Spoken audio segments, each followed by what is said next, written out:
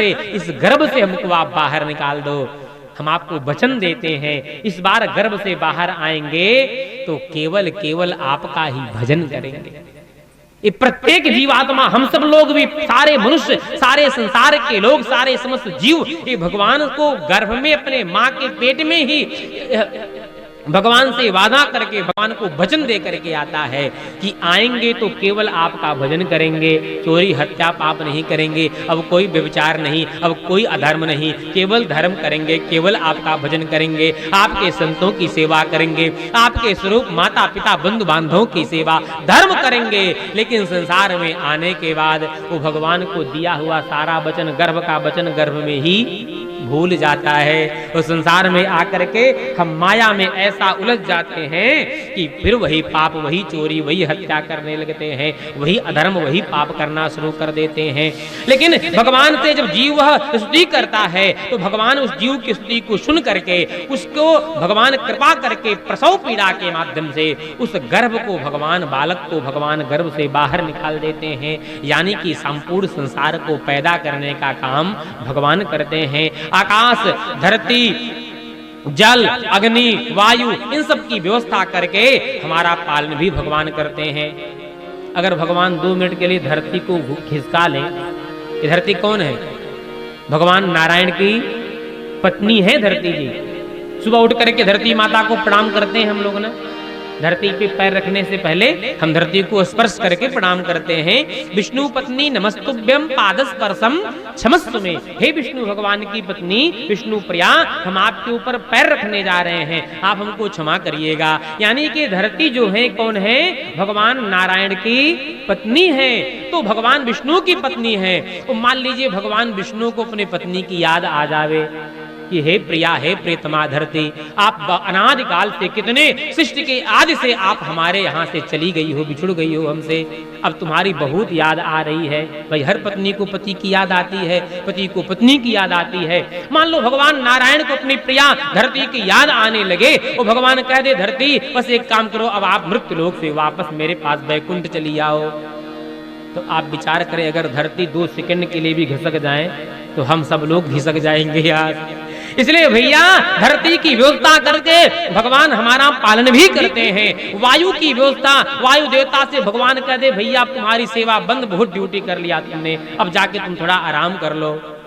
तो आप बचा, अगर वायु देवता आराम करने चले जाएं, हैं 2-4 मिनट भी अगर घिसक जाए ना तो सबका प्राण धीरे धीरे निकल जाएगा।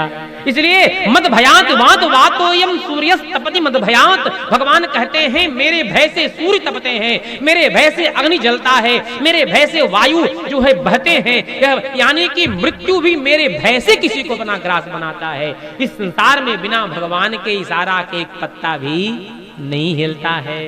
सब परमात्मा ही करते हैं, सब भगवान ही करते हैं, लेकिन हम लोग झूठे कोते नहीं, हमने किया, हमने किया।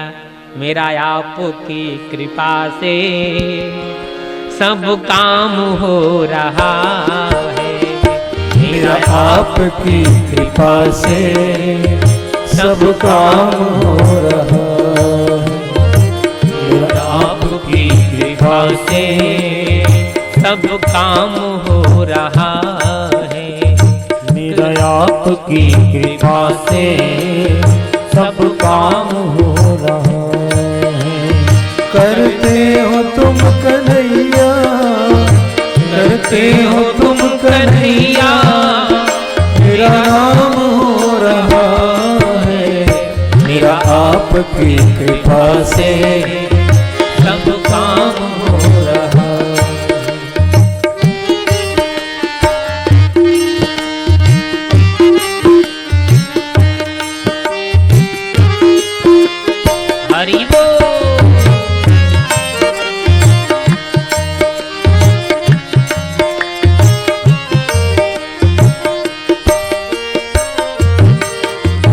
पतवार के बिना ही मेरी नाव चल रही है, पतवार के बिना ही मेरी नाव चल रही है। बिन मांग है कन्हैया हर चीज मिल रही है, बिन मांग है कन्हैया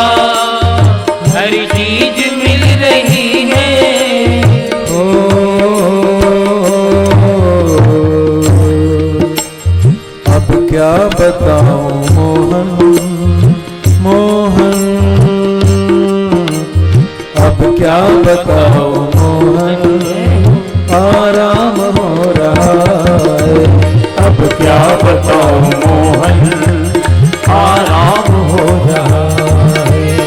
करते हो तुम कन्हैया, करते हो तुम कन्हैया, मेरा नाम हो रहा है। मेरा आपकी कृपा से सब काम हो रहा है।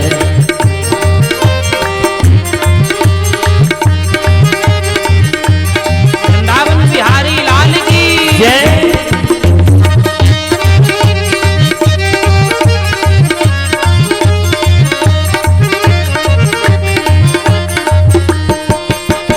हरि बोल।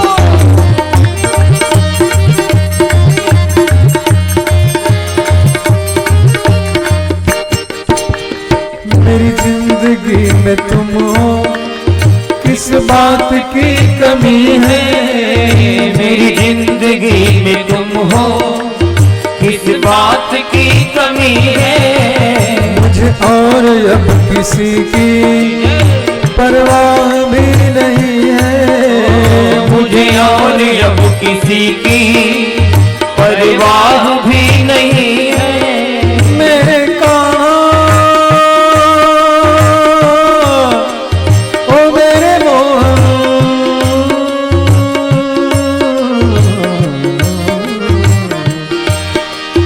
मेरी जिंदगी में तुम हो, इस बात की कमी है।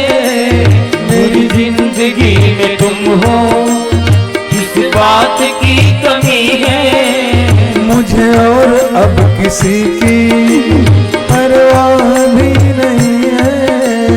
मुझे और अब किसी की परवाह भी नहीं है। हो तेरी बदौलतों से मोहन, तेरी बदौलतों से सब काम हो रहा है। तेरी बदौलतों से सब काम हो रहा है। करते हो तुम कन्हैया, करते हो तुम कन्हैया, मेरा नाम हो रहा है। मेरा आपकी कृपा से सब काम हो रहा है। मेरा आपकी आपकी कृपा से सब काम हो रहा है। मेरा आपकी कृपा से सब काम हो रहा है।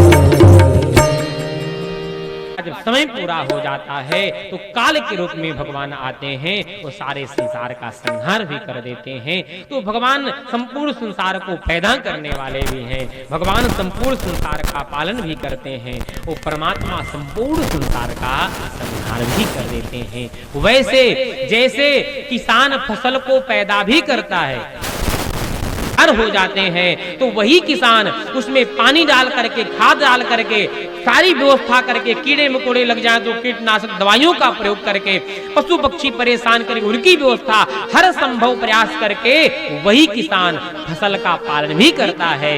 जिस किसान ने फसल को पैदा किया, जिस किसान ने फसल को पालन किया, वही किसान जब फसल तैयार हो जाता है तो जाकर के अपने ही हाथ से फसल को काटता है कि नहीं काटता?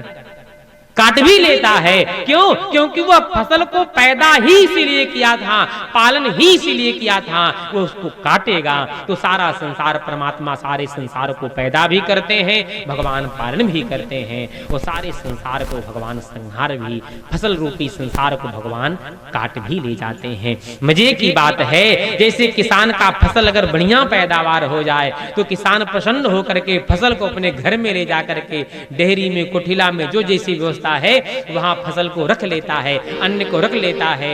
लेकिन अगर फसल बढ़िया ना हो, पैदावार बढ़िया ना हो, रोग लग जाए, कीड़े लग जाए, नंदी महाराज परेशान कर जाएं, सब खा के चटपट कर जाएं, सूखाग्रस्त हो जाए, बाढ़ग्रस्त हो जाए, तो किसान उदास हो जाता है। इतना परिश्रम किया, इतना सब व्यवस्था किया लेकिन अन्न पैदावार बढ़िया नहीं हुआ, तो उदास होकर के जो खेत में खली बचा हुआ होता है उसी को काट के उठा लाता, चलो भैया नहीं हमारे काम तो कम से कम गाय भैंस के चारा के काम तो आएगा, नहीं किसी काम का बचता तो उसको उठा करके ला करके एक स्थान पे रख करके सला के गड़ा करके उसको खाद बना देता है कि चलो कम से कम खाद और सड़गल के खाद तो बन जाएगा। तो उसी प्रकार से हम जीव रूपी फसल में काम क्रोध लोभ मोह मान मद मत्सर अहंकार इत्यादि रोग से जब हम ग्रस्त नहीं होते हैं, ये नाना प्रकार के जो रोग हैं ये हमारे अंदर जब नहीं लगते हैं तो परमात्मा प्रसन्न हो जाते हैं। वो कहते भैया तू कितना सुंदर यह जीव फसल पक करके तैयार हुआ है, इस जीव को भगवान प्रसन्न होकर के इसको काट के जब ले जाते हैं अपने वैकुंठ में अपने चरणों में भगवान रख लेते हैं। लेकिन इस जीव रूपी फसल में काम क्रोधादिक नाना प्रकार के अगर कोई रोग व्याधियां लग जाती हैं तो भगवान उदास हो जाते हैं। इसके लिए मैंने इतनी व्यवस्था किया, इतने बड़े बड़े वेद पुराण इत्यादि की व्यवस्था करवाया, इन जीवों के कल्याण के लिए संत महात्माओं को भेजा, बड़े बड़े उपदेशकों को भेजा, गुरुजनों को भेजा, लेकिन सब कुछ पाने के बाद भी अपने आप को यह संभाल नहीं पाया। इस संसार के काम क्रोधादिक रोगों में ग्रस्त हो गया, इस संसार के माया में भूल गया, तो अब यह हमारे वैकुंठ में आने लायक नहीं है। कर्म के अनुसार कभी स्वर्ग में कभी नरक इत्यादि भोगों में भगवान भोग भेज देते हैं। वह जीव भोग भोग करके पुनः संसार में पैदा होता है, पुनः कर्म करता है। तो परमात्मा सारे संसार का पालन भी करते हैं, सारे संसार का सृजन भी करते हैं और अंत में सारे संसार का संहार भी कर देते हैं। और यहाँ पे दो कार्य भगवान का हुआ, भगवान देखने में रूप सुंदर है, भगवान का कार्य सुंदर है। भक्तों की जिज्ञासा हुई कि भगवान का रूप सुंदर है, कार्य सुंदर है, तो अच्छी बात है, लेकिन ये बताइए क्या भगवान का स्वभाव भी सुंदर है? देखिए आदमी कितना सुंदर रूप वाला हो, कितना सुंदर काम भी करता हो, बढ़िया कर्म उसका हो, लेकिन अगर उसका स्वभाव बढ़िया ना हो तो उसका चाहे कितना रूपवान हो और चाहे कितना बढ़िया कर्म करने वाला हो, सब उसका व्यर्थ हो जाता है। जैसे किसी कन्या का विवाह सुंदर वर को देख करके ढूंढ करके कर दिया जाए, वर देखने में बहुत सुंदर है, खूब बढ़िया कर्म भी करता है, खूब बढ़िया पैसा भी कमाता है, लेकिन मान लीजिए शाम को जब नौकरी से छूटे, ड्यूटी से छूटे और एक बोतल चढ़ा करके आ जाए, तो ध्यान सुनिएगा हम क्या कह रहे हैं, समझ रहे हैं ना? खूब सुंदर वर देख करके एकदम हैंडसम दूल्हे के साथ वर के साथ आपने बेटी का विवाह कर दिया, खूब बढ़िया नौकरी चाकरी भी करता, खूब पैसा भी कमा रहा है, लेकिन शाम को जब आने लगे एक बोतल चढ़ा ले तो आकर के बिटिया को 500 गाली सुनावे, पत्नी को, माता को, बंधु बांधवों को, सबको 500 गाली दे, तो आप बताइए उस समय उसकी सुंदरता अच्छी लगेगी या उसका रुपया पैसा अच्छा लगेगा? पैसा धन उतना सुख देने वाला नहीं है भैया, कम धन हो कम संपत्ति हो रूप नहीं सुंदर है चलेगा, लेकिन हमारा स्वभाव सुंदर होना चाहिए, हमारा व्यवहार सुंदर होना चाहिए, हमारा आचरण सुंदर होना चाहिए। हमारा धन संपत्ति है अच्छी बात है, लेकिन हमारा आचरण भी अच्छा होना चाहिए। तो भक्तों की जिज्ञासा हुई भगवान का रूप तो सुंदर है, भगवान का कार्य तो सुंदर है, क्या भगवान का स्वभाव भी सुंदर है? तो वर्णन किया गया भगवान का स्वभाव कैसा है। तापत्रय विनाशाय श्री कृष्णा, भगवान का कैसा स्वभाव है? तापत्रय, तीनों प्रकार के ताप को समाप्त कर देते हैं। एक बार जो भगवान के चरण को पकड़ लिया, एक बार जो भगवान के चरण के ध्यान में लग गया, उसके जीवन के तीनों प्रकार के दैहिक दैविक भौतिक आदिदैहिक आदि भौतिक आध्यात्मिक तीनों प्रकार के ताप को भगवान समाप्त कर देते हैं। दैहिक दैविक भौतिक तापा, दैहिक दैविक भौतिक तापा, राम राज का हो नहीं व्यापा, राम राज का हो नहीं व्यापा,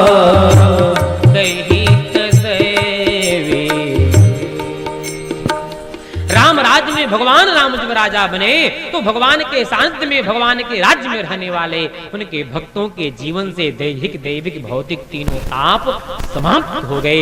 एक बार जो भगवान को अपना लेता है, जो भगवान के चरणों का ध्यान कर लेता है, उसके जीवन के सारे पाप ताप संताप समाप्त हो जाते हैं। ऐसे भगवान जो सत्य स्वरूप हैं, जो चित्त स्वरूप हैं, जो आनंद स्वरूप हैं, जो भगवान संसार का सृजन करते हैं, पालन करते हैं, संहार करते हैं, जो परमात्मा संपूर्ण जीव जगत के दैहिक दैविक भौतिक तीनों ताप को समाप्त कर देते हैं, ऐसे भगवान राधा कृष्ण के चरणों में हम लोग बारंबार प्रणाम करते हैं। श्री कृष्णाय वयम नुमः। यहाँ श्री समन्वित यानी राधा के साथ भगवान को, क्योंकि जब तक राधा जी की कृपा ना हो तब तक भगवान भी कृपा नहीं करते हैं। माँ की कृपा होती है तभी पिता कृपा करता है, क्योंकि माँ पहली कृपा बेटे के ऊपर माँ की ही होती है, पहली दया दृष्टि बेटे के ऊपर माँ की ही पड़ती है। पिता तो बाद में पिता की कृपा होती है, पहली कृपा माँ की होती है, इसलिए माँ की कृपा जरूरी है। तो राधा से समन्वित भगवान को प्रणाम किया गया। ऐसे भगवान प्रिया प्रीतम सरकार के चरणों में आइए हम लोग मिल करके प्रणाम करते हुए आज की वाणी यहाँ कथा यहीं पे विराम लेते हैं, क्योंकि कथा का समय 5 बजे का ही है और 5:45 बज गया है।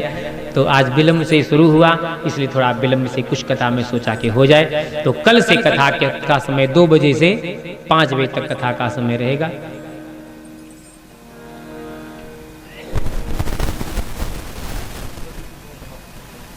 कर सकते हैं। अच्छा, हमारे आदरणीय यजमान जी कह रहे हैं कि 15-20 मिनट और बढ़ा लेते हैं। आइए मिलकर के श्री कृष्णाय वयम नमः।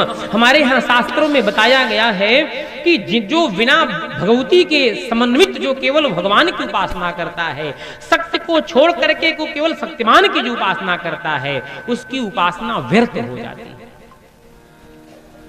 गौड़ी संप्रदाय वालों में तो वहां पे भक्त लिखते हैं कि जो राधा को छोड़ करके केवल कृष्ण का पूजा करता, केवल कृष्ण की आराधना करता है, स भवेत पातकी नरह, वह पातकी होता है, उसको नरक में जाना पड़ता है। इसलिए राधा से समन्वित, क्योंकि पिता की महत्ता तो है हमारे जीवन में, पिता की महत्ता का कौन वर्णन कर सकता है, लेकिन पिता की महत्ता से ज्यादा महत्ता महिमा बालक के जीवन में माँ की होती है। क्योंकि माँ जितना कष्ट रहा है पुत्र को पैदा करने में, पुत्र का पालन पोषण करने में, उतना पिता ने, माता पिता दोनों कष्ट सहते हैं, दोनों ने किया है। लेकिन मां जितना कष्ट सहती है, 9 महीने तक बालक को गर्भ में रख करके जो कष्ट सहती है, वह कष्ट पिता नहीं सहन कर पाता। इसलिए मां से यहाँ पे पहले मां को प्रणाम किया गया और यहाँ पे राधा से समृद्ध भगवान को प्रणाम किया गया।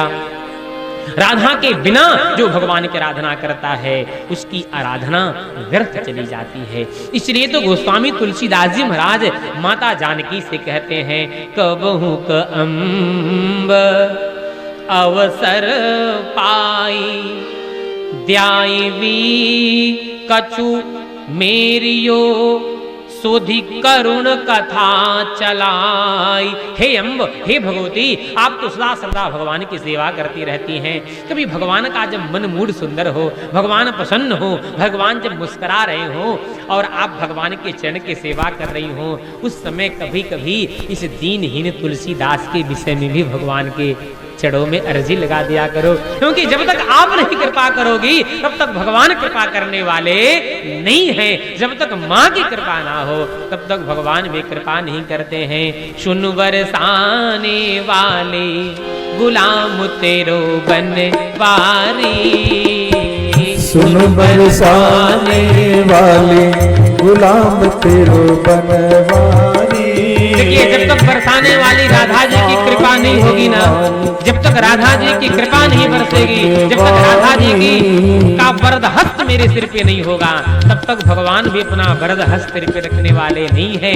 क्यों? क्योंकि भगवान, सारा संसार भगवान के चरणों का गुलाम है, लेकिन भगवान राधा जी के गुलाम है। सुन बरसाने वाले गुलाम तेरो बनवारी, सुन बरसाने वाले गुलाम तेरो बनवारी। अरे तेरी पयलिया पे बाज मुरलिया, तेरी पयलिया पे बाज मुरलिया, तेरी पयलिया पे बाज मुरलिया, तेरी पयलिया पे बाज मुरलिया। छम छम नाचे गिरधारे गुलाम तेरो बनवारी, छम छम नाचे गिरधारी गुलाम तेरो बनवारी।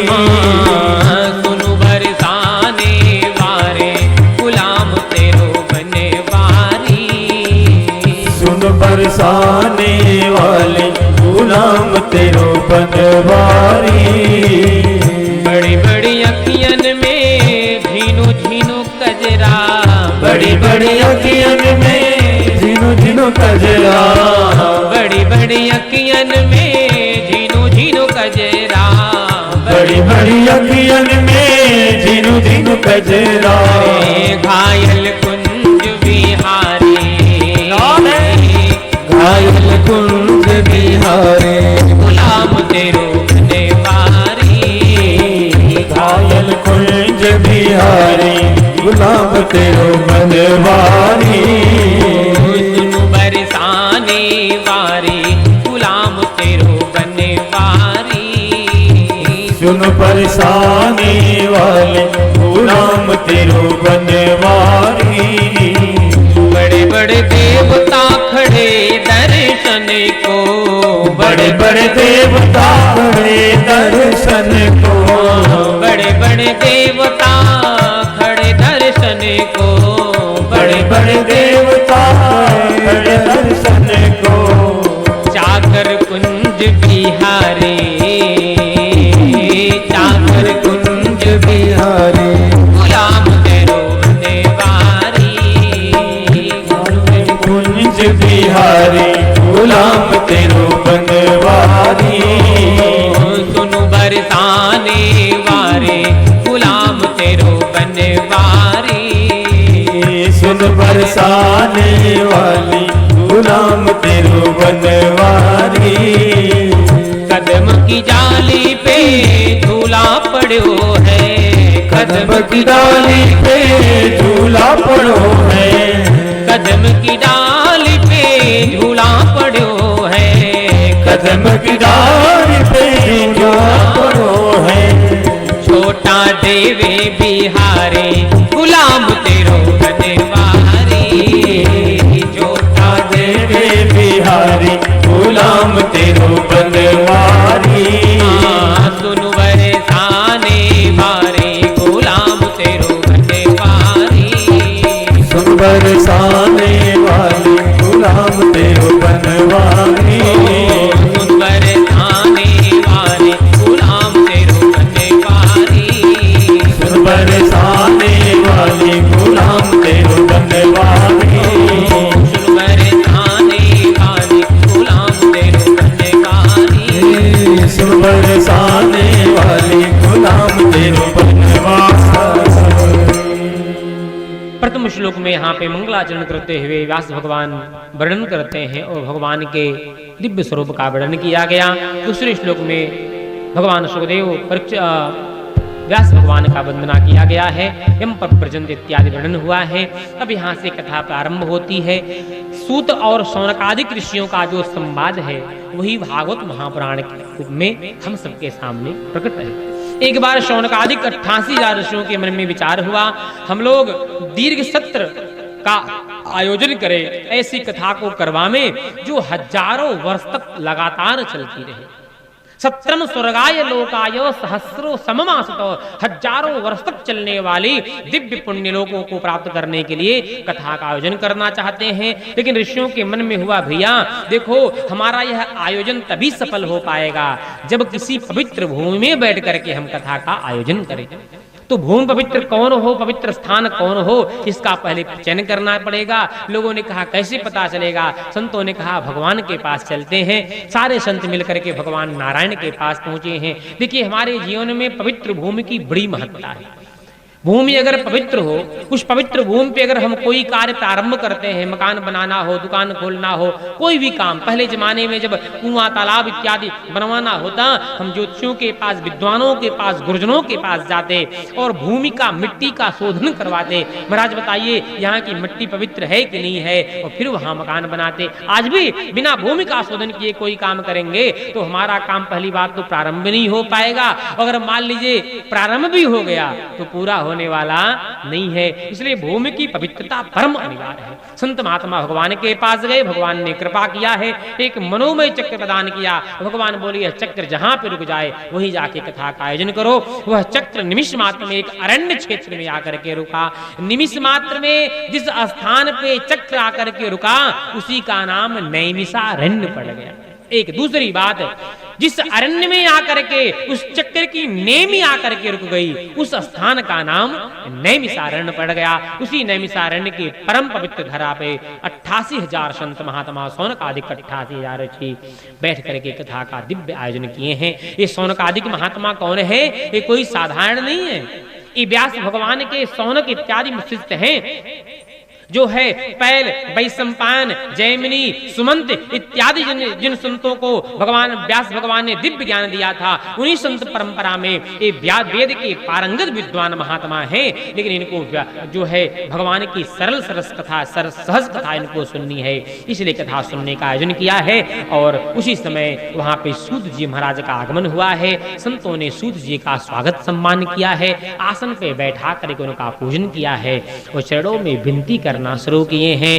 अज्ञान ध्वांत विध्वंस कोटि सूर्य समप्रभा, सूताख्या हि कथा सारम, मम कर्ण रसायनम। हे प्रभु जी, आप व्यास भगवान के परम शिष्य हैं। जिस शिष्य पे गुरुदेव भगवान की कृपा बन जाए, वह चाहे मूर्खानंद ही शिष्य क्यों ना हो, वो परम ज्ञानी बन जाता है। अगर गुरु की कृपा बन जाए तो शिष्य जो है, कहावत है ना, अगर गुरु मेहरबान तो चेला पहलवान। अगर गुरु की कृपा बन जाए तो चेला पहलवान बन जाता है। आपने कथा सुना होगा, एक बार शंकराचार्य भगवान अपने शिष्यों को सामने बैठा के पढ़ा रहे थे। सारे शिष्य आकर के बैठ गए, अपना अपना पुस्तक, वेद ग्रंथ इत्यादि को खोल लिया और शिष्य बैठ करके बोले, गुरुजी हम लोग उपस्थित हैं, आप हम सबको पढ़ाइए। शंकराचार्य भगवान ने कहा अभी एक उपस्थित नहीं है। शिष्यों ने देखा कि कोई सबको तो आ गए। शिष्यों ने कहा गुरुजी सब लोग आ गए, कोई बचा नहीं है। शंकराचार्य भगवान ने कहा कि नहीं अभी एक बचा है। शिष्यों ने पूछा कौन? शंकराचार्य जी ने कहा अभी बुद्धू नहीं आया है। एक बुद्धू नाम का उनका चेला कोई रहा होगा। शिष्यों ने कहा अरे गुरुजी बुद्धुआ के चक्कर में हम सबका पढ़ाई बर्बाद करेंगे। अरे वो आज एक मंत्र नहीं याद कर पाया, गायत्री मंत्र तक नहीं पढ़ पाता अच्छे से, उसके चक्कर में हम सबका खाएंगे महाराज। नहीं गुरुजी आप पढ़ाइए हम सबको। शंकराचार्य भगवान ने कहा नहीं नहीं, बिना उसके आए कैसे पढ़ाएंगे। देखिए वह पढ़ता लिखता तो नहीं था बुद्धू, लेकिन गुरुदेव भगवान की सेवा खूब किया करता था। गुरुदेव भगवान के चरणों में ऐसा उसका प्रेम था शंकराचार्य भगवान के। शंकराचार्य जी जो शिष्य गुरुदेव भगवान के चरणों से प्रेम करे, गुरुदेव भगवान से निस्वार्थ जो गुरु की सेवा करे, भला ऐसा कौन गुरु जो शिष्य को सारा ज्ञान नहीं उड़ेल देना चाहेगा। यहाँ पे शिष्य तो शिष्यों ने कहा नहीं पढ़ाइए, गुरुदेव ने कहा नहीं, जैसे जब तक बुद्धू नहीं आएगा तब तक नहीं पढ़ाएंगे। शिष्यों को लगा बताइए बुद्धू के चक्कर में हम सबको भी नहीं पढ़ाएंगे। तो कुछ देर के बाद शिष्य गुरुदेव भगवान की सेवा करके, आश्रम की सेवा करके वापस आया, दौड़ा भागा, गुरुजी विलंब हो गया, क्षमा चाहते हैं, अब हाँ हम गुरुजी हम भी आगे पढ़ाइए। गुरुदेव ने कहा बेटा आज हम नहीं पढ़ाएंगे। बुद्धू ने कहा गुरुजी कौन पढ़ाएगा? शंकराचार्य भगवान ने कहा बेटा आज तुम। गुरुजी ने बुद्धू ने कहा अरे गुरुजी हमारे चक्कर में, अरे हमको क्या, हम क्या आज तक एक मंत्र याद नहीं पढ़ा पाए, हम ब्रह्मास्त्र नहीं याद कर पाए, हम क्या कपार पढ़ाएंगे, मेरे बस का बात नहीं। शंकराचार्य भगवान ने कहा बुद्धू आज तुझे ही पढ़ाना है। सारे शिष्य ने सोचा वाह वाह, एक लगता गुरुजी भी इसकी तरह इनका भी आज माथा चकरा गया है, ये बुद्धुआ को बता रहे हैं पढ़ाने के लिए, क्या पढ़ाएगा हमको, आज तक खुद नहीं पढ़ पाया, हम सबको क्या पढ़ाएगा। गुरुदेव ने कहा नहीं आज बुद्धू तुम ही पढ़ाओगे। गुरुदेव ने बुलाया और अपने पास बुलाया, बोले बेटा मेरे चरणों में प्रणाम करो। बुद्धू ने गुरुदेव के चरणों में साष्टांग प्रणाम किया है। शंकराचार्य भगवान बुद्धू के मस्तक पे अपना हाथ फेरा है और गुरुदेव शंकरा साक्षात शिव स्वरूप शंकराचार्य भगवान जिसके मस्तक पे अपना हाथ फेर दे, वह बुद्धू थोड़ी रह सकता है, वह परम बुद्धिमान हो गया है। वह सारे वेद वेदांत उसके मुख से निर्गत होने लगे हैं। उस दिन सारे बच्चों को बुद्धू ने पढ़ाया। मेरे कहने का आशय इतना रहा कि अगर गुरु की कृपा बन जाए तो शिष्य के अंदर सारे ज्ञान। आज सूत जी कहते हैं, शौनकादिक 88,000 ऋषियों विनती करते हैं सरकार आप तो साक्षात व्यास भगवान के शिष्य हैं, सारे ज्ञान आपके अंदर कूट कूट के भरे पड़े हैं। आपके गुरुदेव ने आपके ऊपर बड़ी कृपा किया है, आप समस्त पुराणों के ज्ञाता हैं। देखिए हम सबके जीवन में नाना प्रकार के कलमश व्याप्त हो चुके हैं, अज्ञान ध्वांत विध्वंसो कोटि सूर्य समप्रभ सूताक्षाहि कथा सारम मम कर्ण रसायनम। हमारे अंदर जो अज्ञान रूपी अंधकार का बादल छाया हुआ है, उस अज्ञान रूपी अंधकार को समाप्त करने के लिए आप जैसे किसी ज्ञानी सूर्य की आवश्यकता है। जैसे सूर्य प्रकट होता है, कितना अंधकार हो सारा अंधकार गायब हो जाता है, वैसे आपका जब ज्ञान रूपी सूर्य रूपी जब ज्ञान प्रकट होगा, आपके मुख से जब निर्गत होगा, तो सारा अज्ञान रूपी अंधकार हमारा तितर बितर हो जाएगा, छट जाएगा। इसलिए सरकार कृपा करें, हम सबके लिए जो रसायन का काम करे, कर्ण रसायनम, रसायन का काम करे, जो ऐसे अमृतमय रसमयी रसायनमय औषधिमय कथा को हम सबको सुनाइए। हम सबके जीवन में भगवान की भक्ति ज्ञान वैराग्य इत्यादि का जागृत हो, जागरण हो, ऐसी कथा को सुनाइए। सूत जी बहुत प्रसन्न हुए। सूत जी ने कहा, ऋषियों आपने बहुत सुंदर प्रश्न किया है, आप भगवान की कथा सुनने की बात करते हैं, इसका मतलब है कि आपको भगवान के चरणों में प्रेम है। भगवान की कथा में प्रेम उसी को हो सकती है, भगवान की कथा से उसी को प्रेम होगा, इसको भगवान के चरणों से प्रेम होगा। इसका मतलब है कि आपको भगवान और भगवान की कथा से प्रेम है, तो अवश्य हम आपको कथा सुनाएंगे, और उस कथा को सुनाएंगे जिसको सुखदेव भगवान ने राजा परीक्षित को सुनाया था। इस कथा की इतनी महिमा है ऋषियों कि जब राजा परीक्षित को सुखदेव भगवान कथा सुनाने के लिए पधारे, यह बात देवताओं को पता चली। सारे देवता स्वर्ग से अमृत का कलश लेकर के दौड़े भागे चले आए। देवताओं ने कहा, परीक्षित महाराज एक काम करिए, इस अमृत को पी लीजिए, मृत्यु का भय ही समाप्त हो जाएगा।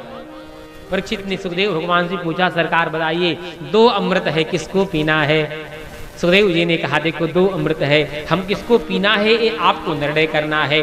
दोनों का गुण और दोष क्या है बता देते हैं। देखो, ये जो देवता अमृत लेकर के आए हैं, इस अमृत को पियोगे आप अमर हो जाओगे, दीर्घ जीवी बन जाओगे, मृत्यु आपके पास कभी भटकेगी भी नहीं।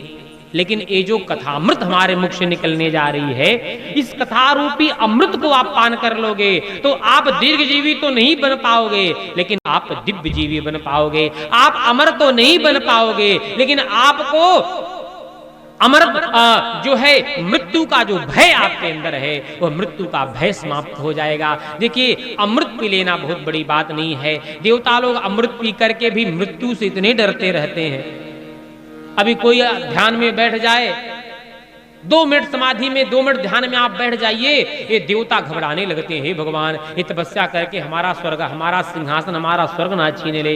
देवता तुरंत जो है काम क्रोध लोभ मोह का बायार हवा फैला देते हैं। आवत देखहि विषय बयारी, तेहि हठ देहि कपाट उघारी।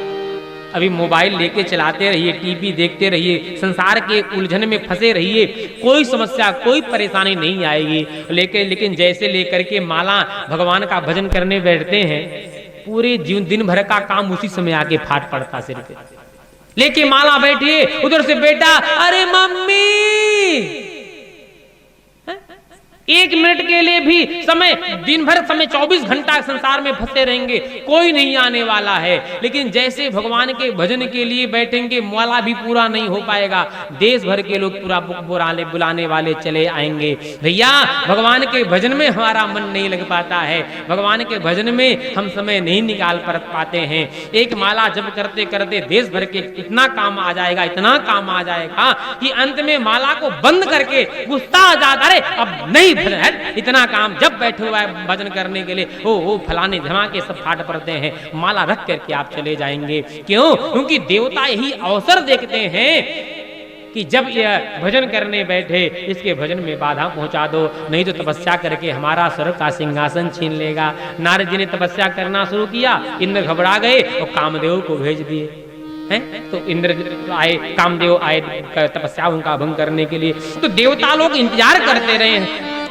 हमारी जो इंद्रियां हैं, ये सभी इंद्रियों के द्वार पे तह तह सुर बैठे करी थाना, ये देवता बैठे हैं द्वार पे। और आवत देखई विषय बयारी, काम क्रोध लोभ मोह मान मद मत्सर अहंकार, ये जब कोई हवा चलता है, ये देवता हमारे दरवाजे को खोल देते हैं। वह काम क्रोध आदि विकार हमारे हृदय में प्रविष्ट हो जाता है, और हम भजन से च्युत हो जाते हैं। इसलिए भैया, भगवान के भजन में मन लगे, ये बहुत बड़ी बात है। हम भगवान का भजन कर पावे, ये बहुत बड़ी बात है, सबके बस की बात नहीं है। देखिए, संसार में एक काम सबसे ज्यादा कठिन है।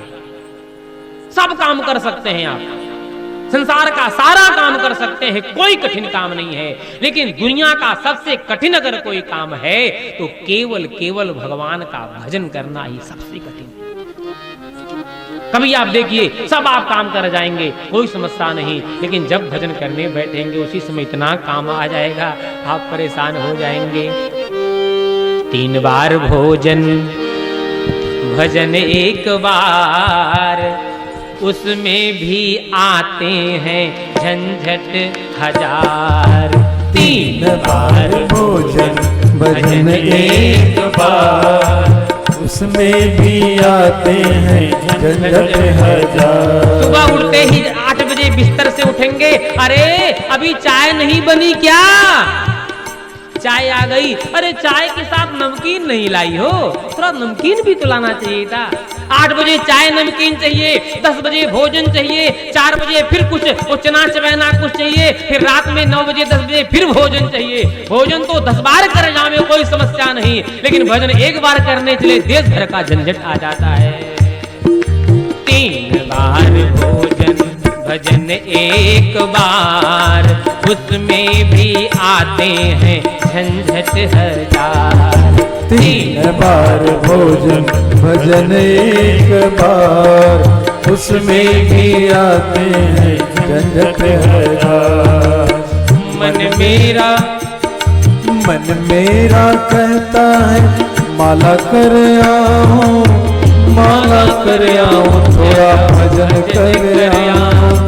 मन मेरा कहता है माला जप आओ, माला जप आओ, थोड़ा भजन कर आओ। करते करते माला आ गए रिश्तेदार, जपते जपते माला आ गए रिश्तेदार, उसमें भी आते हैं झंझट हजार। 3 बार भोजन भजन एक बार, उसमें भी आते हैं झंझट हजार।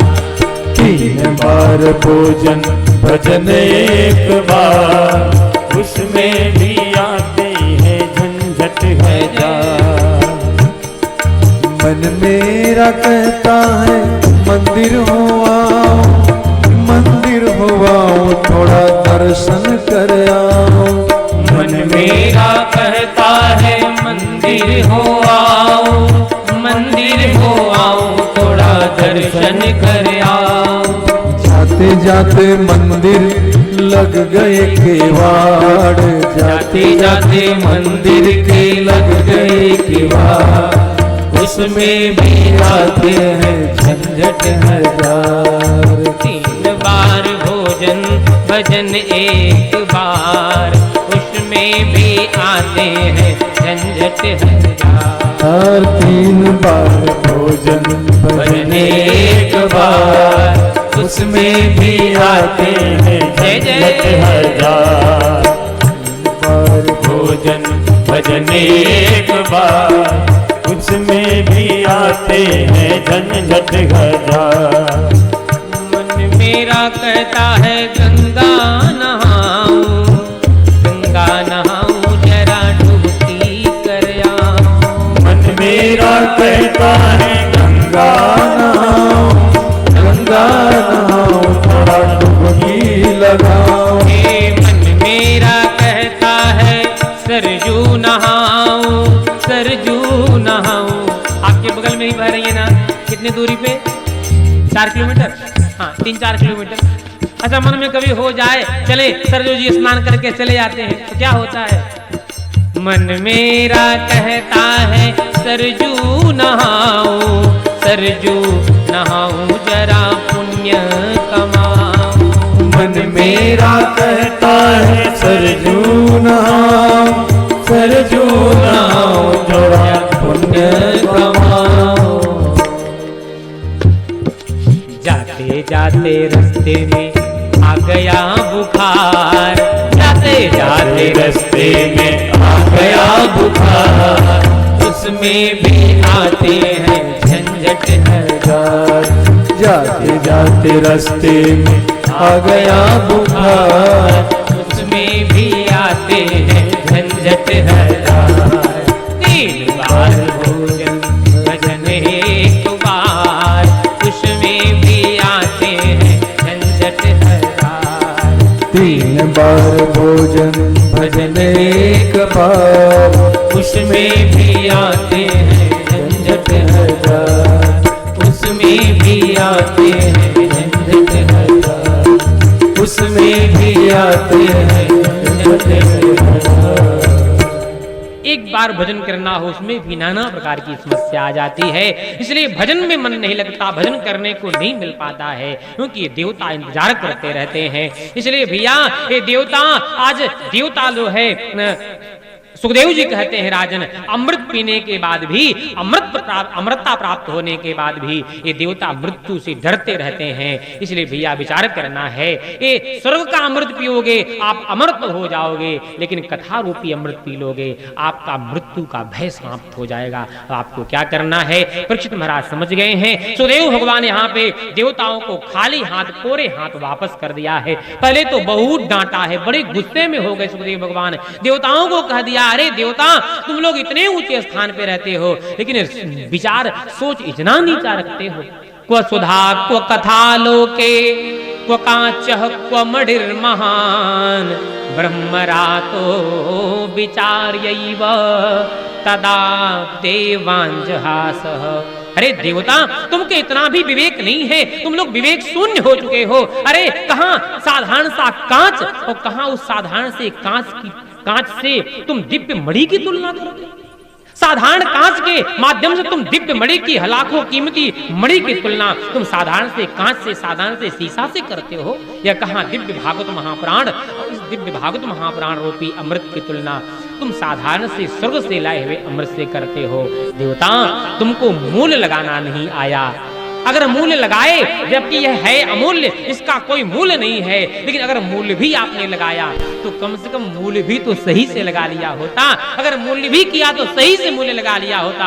आपको मूल्य भी लगाने नहीं आया। आप कैसे पारखी हैं, आप कैसे जौहरी हैं, इसलिए आपको जो मूल्य लगाया नहीं आया तो इस कथा के आप पात्र नहीं हैं। सुखदेव भगवान ने समस्त देवताओं को खाली हाथ वापस कर दिया। ये भागवत महापुराण की कथा को सुखदेव भगवान ने इंद्रादिक देवताओं को भी नहीं सुनाया। जो सब अश्वमेध यज्ञ करके इंद्र पद को प्राप्त किया है, ऐसा पुण्यात्मा वह इंद्र भी, इंद्रादिक देवता भी इस कथा को नहीं सुन पाए। यह कथा किसके लिए किसे सुनाई गई? यह कथा महाराज परीक्षित को सुनाई गई। यानी कि यह भागवत महापुराण की कथा जो है ईश्वर के देवताओं को भी सुलभ नहीं है। ये केवल मृत्यु लोक के वालों के लिए भी, मृत्यु लोक में रहने वाले हम कलिकार के, हम मृत्यु लोक वासियों को ही, यह मनुष्यों को ही यह देवता, यह भागवत की कथा सुलभ है। ऐसे भागवत महापुराण की कथा सुखदेव भगवान ने राजा परीक्षित को सुनाया है। सुखदेव जी कहते, राजन इस कथा को सबसे पहले विधि विधान से नारद जी ने सुना था। नारद जी की बात सुनकर के सूत जी महाराज ने सौनक जी से, सौनकादिक 88,000 ऋषियों में प्रवीण सौनक जी महाराज ने सूत जी से हाथ जोड़ करके पूछा, सरकार हमने सुना है नारद जी को तो श्राप लगा था, फिर 7 दिन तक एक स्थान पे बैठ के कथा कैसे सुने, आप कृपा करके बताइए। तो अब यहाँ पे इस प्रश्न का उत्तर श्री सौनक जी महाराज के साथ में समस्त 88,000 ऋषियों को सूत जी कथा सुनाएंगे कि कैसे नारद जी कथा सुने। इस कथा को हम लोग कल से श्रवण करेंगे। आज यहीं पे विराम लेते हैं। नारद जी की जो है मृत्युलोक में तीर्थ भ्रमण, भक्ति माता से भेंट और आगे चल करके गोकर्ण और धुंधकारी इत्यादि की कथा सुनते हैं। फिर हम लोग प्रथम स्कंद में भगवान भागवत महापुराण कथा में प्रविष्ट होंगे। कल से आज ही पे वाणी को विराम। प्रेम से भगवान के मंगल नाम का कीर्तन, पुनः प्रसाद और आरती लेकर के आप सब लोग जाएंगे। वृंदावन बिहारी लाल की जय, श्री राधा रानी की जय। हमें राम राम कहना है जब तक रहना है, हमें राम राम कहना है जब तक रहना है। हमें श्याम श्याम कहना है जब तक रहना है। हमें राम राम कहना है जब तक रहना है। रामा रामा हरे रामा रामा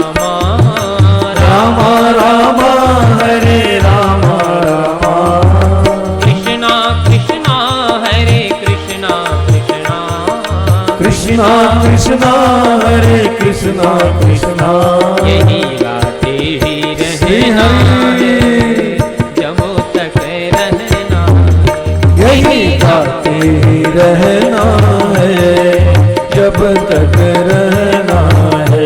हमें राम राम कहना है, हमें राम राम कहना है, हमें श्याम श्याम कहना है, हमें श्याम श्याम कहना है।